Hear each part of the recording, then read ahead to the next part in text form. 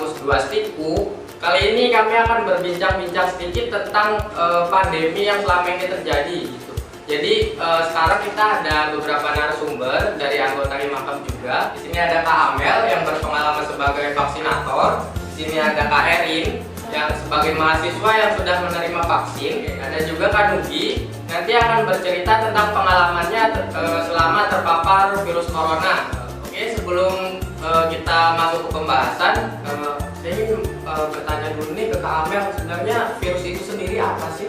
Oke, virus itu sendiri merupakan agen infeksi yang kecil yang berproduksi di dalam sel inang. Jadi si agen infeksi ini akan masuk ke sel inang di dalam tubuh manusia dan akan menginfeksi si sel inangnya manusia ini. Oke, jadi itu tadi penjelasan virus dari Kak Amel ya. Untuk asal mula virus corona itu dari mana sebenarnya? Asal mula virus corona itu yang terjadi di dunia ini tuh awalnya digadang-gadang itu dari negara Cina, tepatnya di Wuhan. Itu sekitar akhir tahun 2019 di Wuhan itu sudah ada peningkatan tentang virus corona ini. Nah, sejak dari Wuhan itu sampai tahun ini, sampai 2021 ini, virus corona itu telah menyebar ke seluruh dunia dan tingkat kematiannya akibat virus ini pun cukup tinggi.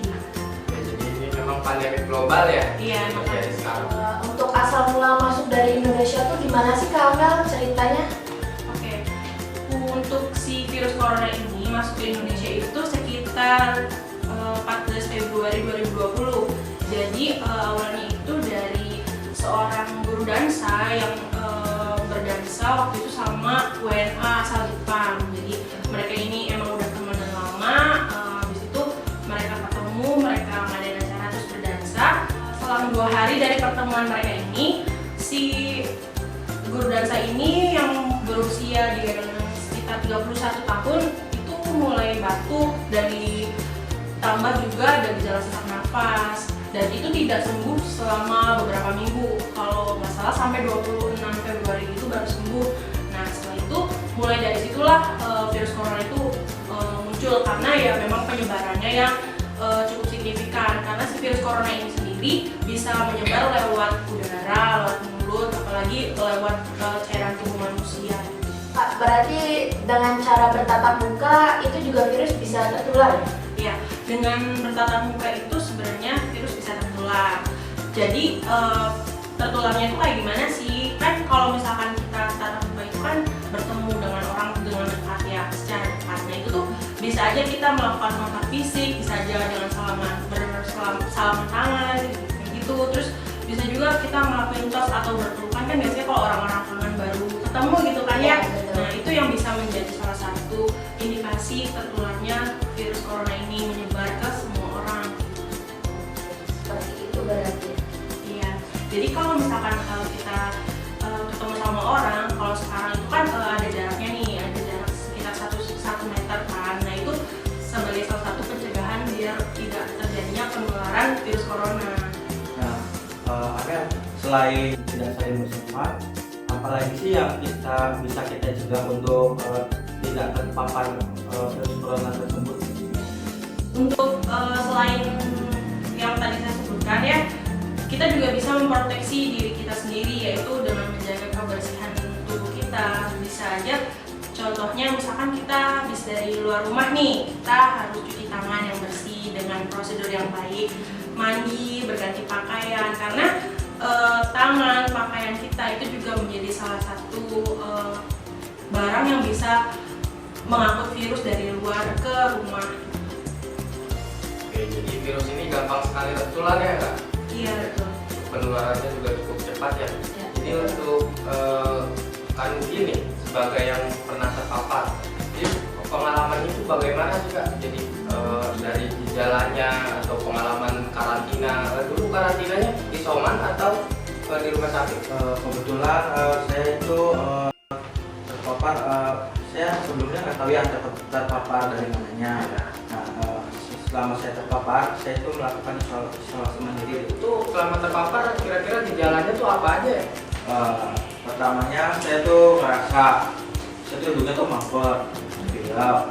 Nah terus batuk tuh badan saya tuh pegel-pegel, kayak sakit aja gitu, kayak habis meriang, linu kayak habis kerja keras padahal kan tidur aja. Kerja keras bagi lo. Nah itu tuh saya pikir kan flu biasa ya awalnya.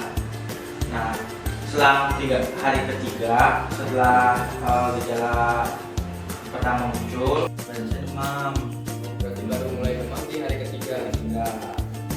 Terus suhunya sampai 38,5 tinggi. Nah demam, terus batuk nih, batuknya ya sering, sehari tuh bisa per berapa jam batuk. Nah habis demam, sebelumnya sih nggak ada sesak napas. Nah pas jalan beberapa hari, setiap kegiatan berat kayak gitu tuh, nah itu tuh timbul sesak gitu, misalkan kecapean, Lebih mudah lelah.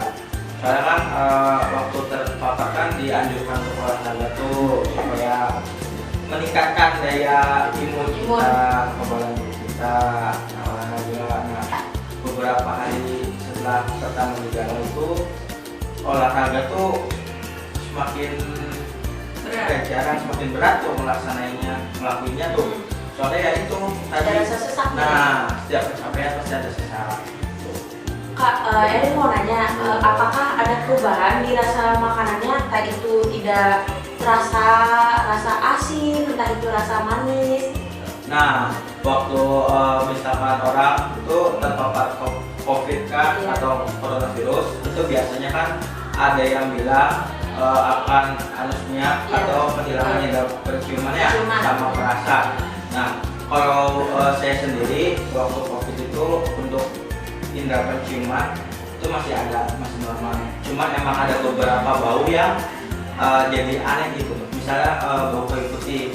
Nah, baunya tuh jadi agak berbeda dari biasanya. Ya. Untuk makannya sendiri, ya itu masih ada rasa, tapi jadi nggak nafsu makan. Aneh ya? Aneh gitu tuh. Jadi kayak ngeliat makanan tuh jijik gitu tuh. Kayak gimana gitu, nafsu makan berkurang. Gitu. Turun berarti ya nafsu makannya ya? Malah saya minum air putih rasanya manis. Berarti berbanding balik sama yang seharusnya, yang sudah normal gitu ya. Berarti untuk makanan agak sedikit berbeda. Oke, tadi itu kan gejalanya ya yang dirasakan pada saat terpapar. Terus juga pada saat itu karantina di rumah sakit atau isolasi mandiri? Nah, kebetulan saya itu minggu pertama setelah terpapar, seminggu dari waktu terpapar itu saya melakukan isolasi mandiri yaitu dengan protokol isoman ya, yaitu keluarga yang lainnya tidak terpapar tidak boleh dekat dengan kita harus memisah, entah itu kamar mandi, dan melakukan kegiatan itu sendiri, jadi tidak bisa disatukan. Dan untuk obat-obatan sendiri itu menggunakan obat-obat biasa. Jadi keluarga saya lain yang tidak terpapar itu menjaga jarak dengan saya. Saya diisolasi di kamar atau ruangan tersendiri. Ya? Sepi banget nggak sih? Sepi. Artinya sepi kan? Ya, gitulah. Ya, lanjut. Nah, jadi saya tuh terasa kayak diasingkan. Gitu. Di kamar sendirian, orang tidak boleh masuk. Untuk makan pun piringnya atau alat makannya berbeda ya, harus ya itu ya. Tidak bisa disatukan dengan yang sehat. Nah, terus untuk kamar mandinya juga kita terpisah, handuknya, bahkan pakaiannya pun dicucinya itu terpisah. Alat mandi juga ya, khususnya ya. Khususnya sikat gigi, odol juga, semuanya peralatan. Sampai kamar mandi pun terpisah gitu. Asal jaga jarak jangan. Nah, gitu. Dekat-dekat. Untuk makannya itu saya ngambil sendiri atau enggak misalkan ada keluarga saya taruh di depan kamar piringnya, nanti saya ambil sendiri, saya makan di kamar. Keluar kamar pun saya harus memakai masker gitu. Nggak bisa saya keluar tanpa masker, soalnya apa? Karena kan terpaparnya lewat udara juga bisa kan, karena cipratan entah itu udah atau apa nafas kan. Kasihan tetangganya ya. Nah, tapi waktu saya isoman di rumah, tetangga-tetangga dan warga-warga yang lain tuh simpati, Alhamdulillahnya. Karena ada juga loh ya tetangga yang menjauh gitu ya. Iya, betul. Kayak tidak mau kayak merasa kita tuh paling ditakuti lah istilahnya. Ya, mungkin takut terpapar. Iya, betul. Sangat-sangat dikucilkan. Iya, ada juga seperti itu dan alhamdulillahnya saya mendapat simpati dari warga di sana dengan cara support. Jadi keluarga saya kan terpapar semua tuh. Nah, itu nggak berbarengan. Jadi pertama gejala adik saya dulu, adik saya, kemudian ke ibu saya baru ke saya. Nah, itu tuh selama isoman di rumah itu keluarga saya mendapatkan support berupa makanan dari masyarakat atau warga di luar. Jadi warga itu pada iuran lah istilahnya, iuran lah untuk memberikan makan untuk orang-orang yang sedang karantina di rumah atau isolasi di rumah. Jadi makanan tuh ditaruh di depan rumah, nanti keluarga yang misalkan keluarga saya karantina, keluarga saya yang ngambil gitu. Berarti itu cukup bagus ya untuk lingkup di masyarakatnya juga pada suportif, dan ini pun perlu ditiru ya. Untuk yang lainnya, masalah virus ini emang serius, tetapi kita juga harus saling ada rasa manusiawinya seperti itu. Itu betul. Kemanusiaan itu paling utama, paling penting ya. Apalagi di masa pandemi ini kan orang-orang banyak yang bekerja juga, ada yang keluar, entah itu pemangkasan kerja ataupun kayak yang jualan jadi pada sepi karena pandemi kan, beberapa toko juga dilarang buka. Ada yang tutup juga, ada yang gulung tikar juga, sampai seperti itu dampaknya gitu ya. Ya, ekonomi kan lagi kolaps tuh pada saat pandemi tuh. Nah, itu makanya kita sama masyarakat, sama warga Indonesia, kita harus saling membantu, mensupport, entah itu memberi makan ataupun dengan keperluan yang lain, karena orang yang sedang isoman itu kita tidak bisa pergi kemana-mana. Misalkan isoman ada bayi nih yang terpapar di rumah, kita nggak bisa harus keluar membeli pampers atau perlengkapan yang lainnya. Bayi yang lainnya. Kan misalkan kita terpaksa mepet-mepet keluar kan tidak enak juga kan. Nanti nyebar ke virus orang lainnya lagi ya. Jadi tambah meluas. Gitu. Makanya kita harus saling membantu juga. Ya, betul itu. Setuju. Nah, setelah saya seminggu isoman di rumah, nah hari ke-7 berarti itu bapak saya ada gejala. Nah, karena bapak saya itu mempunyai penyakit bawaan atau penyakit komorbid, diabetes, darah tinggi, jantung. Jadi mau tidak mau saya harus langsung bawa ke rumah sakit. Ternyata dan dites di rumah sakit hasilnya positif. Nah, karena bapak saya ada komorbid, jadi bapak saya dianjurkan untuk isolasi di rumah sakit. Kenapa? Banyak yang bilang itu kan untuk orang yang mempunyai komorbid atau penyakit bawaan itu, untuk penanganan khusus dan peralatannya khusus ya. Peralatan ada juga.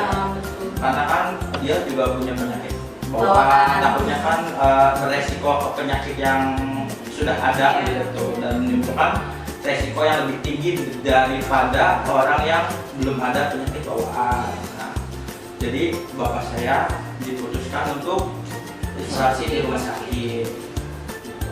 Karena bapak saya mengalami stroke juga dan tidak bisa mobilisasi atau bergerak leluasa, untuk makan dan bangun juga susah. Saya itu akhirnya memutuskan untuk ikut isolasi di rumah sakit. Meskipun saya udah seminggu, itu keadaan seminggu sudah terpapar COVID. Ya, dari seminggu itu baru isolasi di rumah sakit. Iya. Dan di rumah sakit itu saya hanya berdua dengan bapak saya, sementara ibu dan adik saya itu di rumah, yang ngurus rumah, jaga rumah, saya bantu bapak saya. Dan setelah seminggu isolasi di rumah sakit, alhamdulillahnya kita itu udah diperbolehkan untuk pulang. Karena kan sebelum kita diizinkan untuk pulang, kita harus melakukan tes swab kembali ya? Nah, Tes tes kembali. swab dulu kembali untuk menyatakan bahwa kita itu sudah negatif. Jadi diperbolehkan untuk pulang. Untuk obat-obatannya sendiri di rumah sakit ada dokter-dokter yang memantau juga sih. Ya, baik. Nah, selanjutnya kita ke Kak Amel nih. Karena Kak Amel kan pernah punya pengalaman jadi vaksinator. Iya. Jadi boleh dong ceritain ke kita nih. Kira-kira gimana sih pengalaman jadi vaksinator itu menangani ratusan bahkan mungkin ribuan orang ya, turun langsung ke lapangan gitu. Mungkin boleh diceritakan. Aku pengen nyampein dulu nih, vaksin itu sebenarnya apa sih? Ya kan, pasti yang lain juga bertanya-tanya vaksin itu apa sih Pasti sebenarnya? banyak Ada yang belum tahu tentang vaksin itu. vaksin itu apa sih sebenarnya? Kenapa sih kita harus divaksin? Nah itu, vaksin itu merupakan suatu produk biologis yang isinya itu merupakan antigen yang bisa masukin ke tubuh orang, ke tubuh manusia, yang nantinya antigen itu akan membuat kekebalan tubuh, jadi membuat imunitas kita tuh lebih bisa menangkal penyakit-penyakit. Oh, berarti untuk vaksin sendiri itu memicu meningkatkan kekebalan tubuh kita gitu untuk Iya. virus. Bener banget, vaksin itu sebenarnya sebagai penangkal dari dalam tubuh kita sendiri untuk menangkal berbagai macam penyakit, tergantung vaksinnya juga. Gitu. Berarti vaksin itu penting ya, sangat-sangat penting loh. Iya, Karena vaksin itu penting Iya. banget. karena tidak ada vaksin kita bisa terjangkit kena penyakit. Iya, gitu ya. betul. Makanya Harus ada vaksin. Salah Harus satu vaksin. tahap pencegahannya. Nah, itu merupakan salah satu tahap pencegahan juga yang digadang oleh pemerintah supaya kita tuh vaksin gitu. Jadi buat kalian masyarakat Indonesia yang belum vaksin sama sekali, harap vaksin ya, karena vaksin Harus itu vaksin. jangan sampai tidak. betul. Iya, betul banget. Contohlah saya Contoh. sudah vaksin loh. Oh iya, sudah Iya, vaksin. saya sudah vaksin dosis pertama dan dosis kedua. Vaksinnya waktu itu vaksin apa, Erin? Waktu itu vaksin Sinovac. Ya, Sinovac. Ya, betul, betul. Wah, soalnya kalau Indonesia sendiri itu sebenarnya udah masuk 5 daftar vaksin yang dipakai di Indonesia. Oh. Gitu. Ternyata banyak sekali ya yang sudah Banyak vaksin yang jenisnya. sudah masuk ya. Iya, banyak banget Tuh. jenis vaksin. Sudah ada 5 vaksin yang masuk ke Indonesia. Iya. Masa kalian tidak Masa memakai belum satu? vaksin ya? Masa kalau dengan saya sudah dosis pertama dan dosis kedua. Maka dari itu, ayo vaksin. Contohlah saya. Saya mematuhi pemerintah ya. Itu jadi masyarakat yang baik, yang patuh contoh. Dan Iya. juga untuk kesehatan sendiri. Nah, betul. Kalau untuk sakit kan untuk apa? Rugi diri sendiri. Iya, betul sendiri. Karena kesehatan itu mahal, lebih mahal dari segalanya. Iya. Nah, betul. Nah, balik lagi nih ke topik yang tadi. Tadi kan ada 5 jenis vaksinnya. Kalau boleh tahu itu vaksin apa aja yang Nah. udah masuk ke Indonesia? 5 vaksin yang sudah masuk ke Indonesia itu pertama ada Sinovac, ada AstraZeneca, ada Sinopharm, Yang ketiga, terus ada Moderna, yang keempat, dan yang paling terakhir itu ada Pfizer.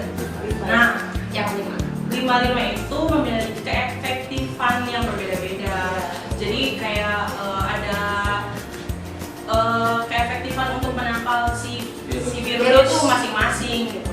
Nah, yang disuntikan kebanyakan ke warga Indonesia itu biasanya yang Sinovac, AstraZeneca, dan Pfizer biasanya. Terus juga dari ke-5 vaksin itu yang paling keefektifan yang paling tinggi itu adalah Pfizer, itu bisa mencapai sampai hampir 100%. Wow. Berarti untuk daya tahan tubuh kita meningkat juga lumayan tinggi ya. Iya, Mencegah tinggi. terpapar gitu ya. Iya, tapi ada yang harus di disclaimer, yang ada disclaimer sendiri. Ini kan kita melakukan vaksin, melakukan vaksinasi, kita memasukkan sesuatu ke dalam tubuh kita. Pasti itu memiliki efek buat Ya, tubuh kita betul. sendiri, ya Setuju. kan? Jadi pasti ada Ada. Wah, waktu kemarin vaksin nih dosis 1 efek apa atau apa yang kamu rasakan setelah vaksin? Iya. Untuk dosis 1. Untuk dosis pertama ya, untuk dosis pertama Eri mau cerita nih sebelum vaksin tuh gimana sih? Iya. Ya boleh kan kalau ya. Ada isu-isu yang membuat masyarakat benar. Jadi ada isu apa ya, hoaxnya lah. Hoaxnya, jadi ada yang bilang kalau misalkan ini menyebabkan badan jadi terasa lemas lebih lah, rasanya kayak gitu. Dan ternyata itu semua hoax guys. Jadi kayak nggak bener lah kayak gitu. Yang Erin rasain sebelum vaksin pasti tegang. Yang pertama tegang, kenapa? Karena sudah mendengar hoax tersebut, tetapi Erin belum menanggapkan hal itu benar kayak gitu. Yang kedua yaitu Erin mikir gimana nih nanti untuk efeknya, apa yang Erin persiapkan kayak gitu. Pas Erin udah dosis pertama, di sekitar lingkungan Erin kan ada tuh yang buka vaksin. Erin vaksin lah dosis pertama, dan ternyata itu nggak sesuai sama yang dibicarakan ya. Maksudnya efeknya nggak terlalu gimana gitu yang Erin rasakan sudah vaksin dosis pertama. Malah Erin tuh lebih lahap makan, lebih nafsu makan. Jadi lebih nafsu makan, terus habis itu gampang tidur. Iya. Lebih sering ngantuk mungkin. Iya, betul sekali. Jadi habis dari vaksin nunggu 15 menit, tidak ada gejala, baru Erin tuh merasa kayak aduh lapar nih. Jadi Erin dari warteg, makan dari warteg. Pulang vaksin bukannya Meriang atau apa, tapi Erin dari makan. Iya, hampir warteg. Erin makan enak, terus habis makan Erin tidur gitu. Jadi nggak ada hal-hal serius ya gitu untuk vaksin dosis pertama. Nah, Erin kan sudah vaksin dosis pertama nih. Iya. Apa sih yang bisa meyakinkan Erin untuk vaksin dosis pertama? Kan katanya waktu sebelum vaksin nih Erin kan merasa tegang, takut, dan sugesti stigma masyarakat ini terhadap vaksin kan ada yang beberapa hal yang negatif gitu. Iya. Nah, apa yang meyakinkan Erin untuk bisa supaya vaksin gitu? Meyakinkan Erin agar vaksin ya. Yang pertama, Erin adalah seorang mahasiswa. Mahasiswa itu di kita sudah memasuki untuk tatap muka ya. Jadi Erin harus untuk vaksin ya. Itu salah satu istilahnya untuk masuk tatap muka syarat. Nah, iya syarat dari itu. Yang pertama itu Erin adalah seorang mahasiswa, dan yang kedua Erin adalah masyarakat atau warga Indonesia yang sangat membantu pemerintah untuk menurunkan coronavirus tersebut gitu. Jadi Erin sangat mematuhi pemerintah gitu. Berarti setelah Erin vaksin itu Erin merasa ngantuk, lelah ya, terusnya langsung makan meningkat. Tapi mungkin ada beberapa orang juga ya yang merasakan efek yang berbeda-beda. Pasti di setiap orang itu berbeda-beda Kak. Karena kan daya tahan tubuh atau imun seseorang kan beda-beda setiap orangnya gitu kan. Menyesuaikan imun tubuh kita. Kalau misalkan respon tubuh kitanya bisa menyesuaikan secara adaptasi secara cepat, maka efeknya pun tidak terlalu besar. Iya. Dan saat vaksin juga mungkin ya kita harus pada kondisi prima ya. Fit dan prima dan sarapan pasti. Nah, sebelum itu juga Erin sarapan dulu gitu. Soalnya dari pengalaman saya jadi vaksinator kemarin itu banyak banget yang kejadian-kejadian yang di luar dugaan. Contohnya apa? Contohnya waktu itu pernah aku lagi tugas vaksinator. Jadi sebenarnya kan vaksinator itu ada beberapa tim. Pertama tim pendaftaran, kedua screening, terus vaksinator yang menyuntikkan si vaksinnya itu kan. Di screening kita tuh menanyakan apakah sehat atau ada penyakit komorbid atau ada keluhan nggak hari ini. Terus ada satu yang udah ditanya tapi kayaknya dia nggak terlalu jujur gitu ya. Terus udah ditanya, ya mbak saya sehat, udah sarapan. Yaudah mbak saya divaksin siap. Tekanan darahnya juga cukup baik. lanjut vaksin, setelah vaksin kayaknya dia mulai pusing, dia ngeluh, mbak saya pusing, mbak saya mulai mual, mbak saya Lemas. Dia mulai kayak gitu. Pas ditanya dokter lagi ternyata dia belum sarapan, Oh. terus dia kurang tidur. Nah, jam tidur juga mempengaruhi karena kan tubuh kita lelah ya. Berarti kita waktu mau vaksin kita harus apa namanya? Mempersiapkan diri. diri Iya, kan. mempersiapkan diri. Harus jujur ya. Harus pada jujur, tugas. nggak boleh bohong ya. Iya, nggak boleh Iya. bohong. Kan ini demi kebaikan tubuh kita Iya, sendiri. betul. Nah, untuk Ames sendiri kan katanya untuk orang yang vaksin kan ada sampai beribu-ribu ya, Iya. 1.500 Iya. kan. Nah, Banyak. cukup banyak ya. Banyak. Dan mungkin ada kendala nggak sih, karena kan orang yang divaksin kan memiliki sifat yang berbeda, atau misalkan ada kendala dalam prosedur vaksinnya itu. Iya. Dari Anda sendiri ada kendala apa sih gitu, ada kendala apa aja sih selama jadi vaksinator? Selama jadi vaksinator, kendalanya itu yang pertama itu kejujuran si pasien. Pasien. Kita vaksinnya Iya, betul. itu perlu banget. Kadang kan ada orang yang vaksin itu cuma untuk syarat kerjaan aja, jadi Iya. bukan buat kesehatan dia aja, Iya. gitu, karena terpaksa ya kan. Terus juga kendalanya apa lagi ya, kendalanya itu sebenarnya tuh banyak, tapi lebih ke si pasiennya ya, teknis. Terus selama jadi vaksinator kan kita nanya juga nih ke pasien yang mau divaksinnya, efeknya tuh Bu, misalkan yang udah dosis 2 nih, kita kan nanya setelah dosis pertama tuh efeknya apa aja sih. Terus ternyata banyak banget efeknya, nggak cuma yang tadi yang lapar terus Iya. lapar terus gitu kan, Iya, benar. tapi banyak banget. Jadi berbeda-beda tergantung sistem kekebalan tubuhnya juga. Ada yang bilangnya sampai Bu, saya pusing waktu itu, saya meriang 1 hari, tapi setelah itu sudah. Pokoknya banyak banget deh apa namanya, efek-efek yang mereka sampaikan ke kita itu berbeda-beda banget. Ada yang memang Bu lapar terus ya, Ya, seperti saya Iya, lapar lapar terus. terus. Lapar terus. Ngantuk terus ya Mbak. Iya, itu wajar, itu namanya kipi, itu kejadian pasca imunisasi. Nah, tadi kan ada yang namanya KIPIA, kejadian pasca imunisasi. Imunisasi. Nah, itu kan orang-orang efeknya berbeda ya. Iya. Tadi ada yang ngantuk, Ada yang lapar terus, ada yang ada yang lapar. pusing, ada yang demam, Ada yang lemas juga. Iya. Nah, biasanya efek itu KIPI biasanya tuh jangka waktunya berapa lama sih setelah vaksin dosis pertama, atau vaksin dilakukan, atau vaksinnya masuk ke tubuh kita? Nah, itu tuh sebenarnya beda-beda sih.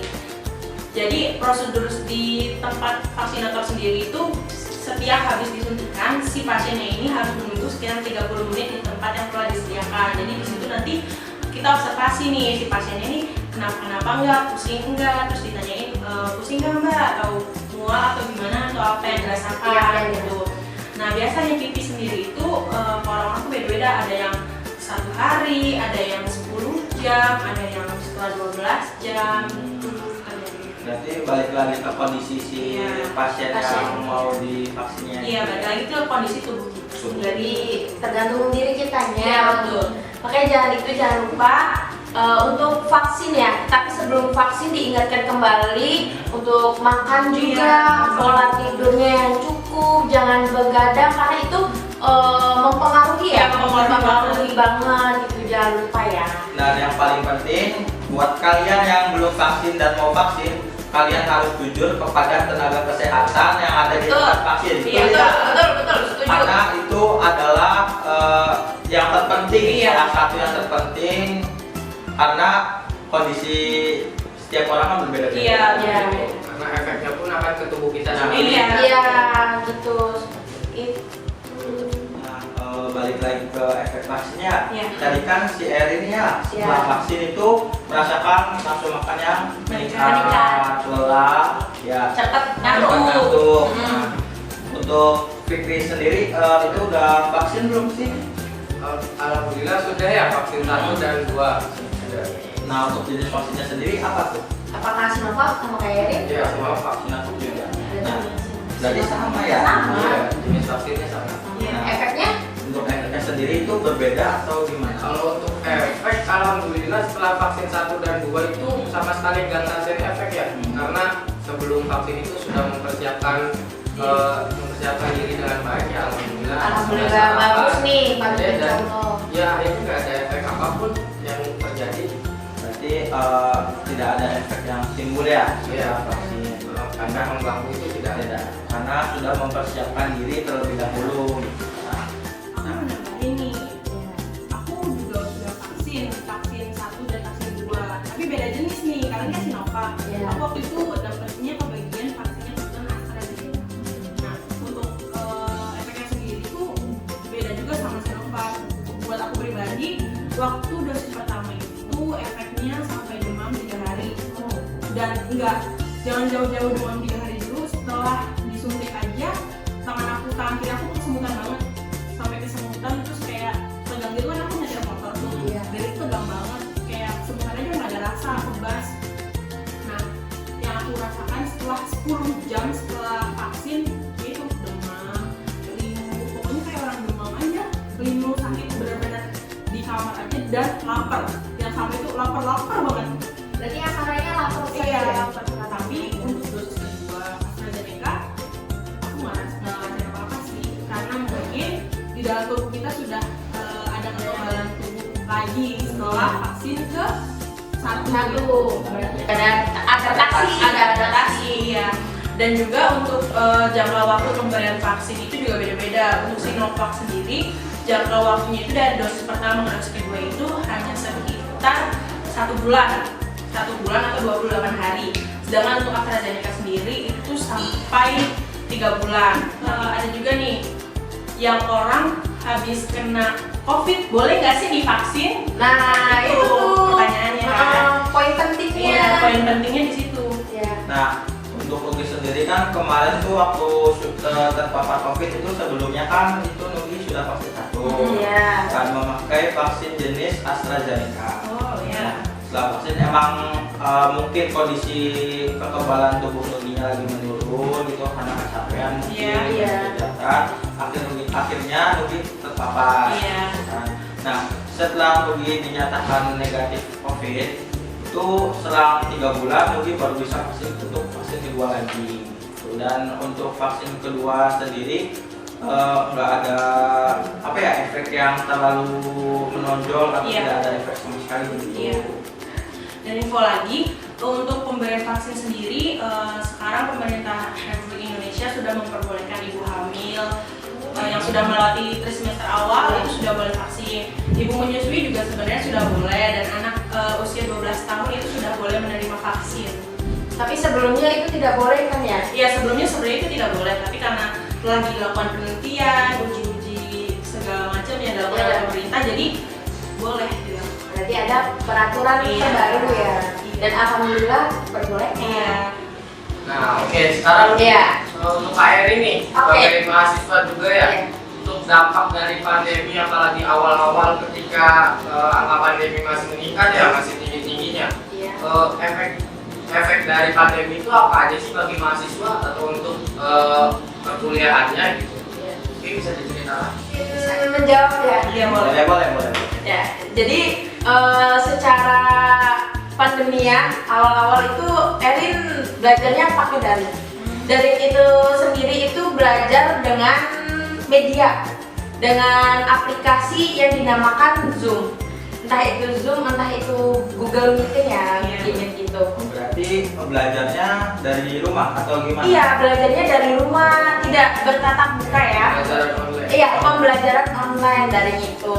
Dan Erin sendiri masih beradaptasi ya awal-awal, karena Erin tidak tahu nih gimana cara untuk memakai Zoom-nya, pengaplikasiannya gimana gitu. Dan Erin juga belum kenal nih sama teman-teman Erin Iya. gitu, yang seangkatan sama Erin, yang mungkin bisa dibilang tidak terlalu Ya, terbatas ya komunikasinya. berbatas komunikasinya seperti itu. Dosen pun juga Erin kurang tahu awal-awal gitu. Berarti daring ini juga agak menghambat untuk perkuliahan Perkuliahan ya. proses sosialisasi dengan temannya. Iya, betul.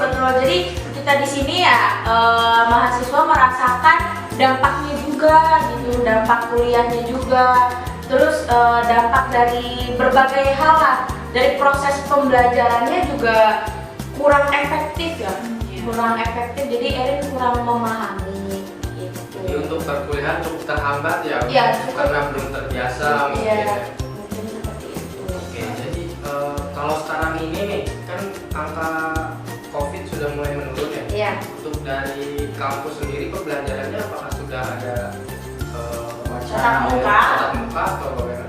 Untuk saat ini dan sekarang alhamdulillah sudah ya. Tapi ada syaratnya nih. Syaratnya harus vaksin. Yang kita sudah bilang di awal ya. Wajib itu syarat vaksin. Minimal sudah vaksin dosis kedua. Yang kedua ya, untuk mempersiapkan tatap muka, Erin harus ke kampus itu gantian gitu. Jadi ada apa ya? Jadwalnya terbagi. Nah, jadwalnya terbagi kayak gitu. Berarti untuk misalkan satu kelas ada 34 orang nih, Iya. itu mungkin bisa dibagi dua. Iya, Dan, karena dan untuk tempat duduk sendiri itu ada batasnya. Oh, ada Iya, batasnya. jadi ada jarak-jaraknya yang Antara- sudah. Berarti ini mematuhi protokol kesehatan yang dibuat oleh pemerintah ya. Iya, betul. Ada yang social distancing. Iya, gitu. Meskipun tatap muka harus mempersiapkan protokol kesehatan, vaksin juga, dan jaga jarak itu paling penting. Jadi kursi-kursi itu ditata dengan rapih ya. Jadi kampus sudah memadai protokol kesehatan itu. Nah, untuk perkuliahan tatap muka sendiri berarti di kelas kita tuh harus menggunakan masker yang diwajibkan. Harus itu diwajibkan, meskipun entah itu virus corona naik ataupun turun, kita tetap harus menggunakan masker. Masker itu sekarang menjadi hal yang wajib ya untuk kita, dan itu pun semuanya harus pakai, jangan lupa pakai masker. Dan sebelum masuk kampus mungkin harus cuci tangan terlebih dahulu ya. Nah, gitu. Untuk menjaga kebersihan Iya. juga kan. Barangkali kan kita dari luar siapa tahu nih kita bawa virus kan. Iya, kan kasihan teman-temannya. Dan alhamdulillah kampus Erin sudah memadai, ada yang cuci tangan juga, hand sanitizer sudah dilengkapi oleh kampus. Pokoknya di kampus itu alhamdulillah sudah memadai semuanya. Nah, untuk pertama kali untuk memulai tatap muka sendiri, Iya. kita harus dipastikan gak sih kita tuh positif enggak atau terpapar tidak sih corona gitu tuh. Jadi apakah kita dilakukan swab test kah sebelum melakukan proses tatap muka untuk memastikan apakah kita terpapar atau tidak gitu dengan virus corona? Menurut Erin kayaknya itu harus deh. Harus ya. Harus, karena apa? Itu juga untuk mencegah terjadinya hal-hal yang tidak diinginkan. Jadi kita membawa bukti nih kalau misalkan kita itu negatif terpapar COVID tersebut gitu. Jadi kita menyerahkan hasil, terus habis menyerahkan hasil, oh ya udah kalau misalkan negatif, alhamdulillah berarti kita bisa masuk ke kampus seperti itu. Dan jangan lupa ya pokoknya pakai masker lah, pakai masker minimal gitu, untuk tidak merugikan orang lain. Oke, jadi perkuliahan tatap muka sendiri itu sudah mulai berjalan, hanya saja Iya. kapasitasnya itu mungkin tidak 100% dan Iya, juga protokol betul. kesehatannya harus tetap ketat. Betul. Iya. Nah, untuk tatap muka sendiri kan tadi mematuhi protokol kesehatan ya, Iya, memakai cuci masker, tangan juga. memakai masker. Nah,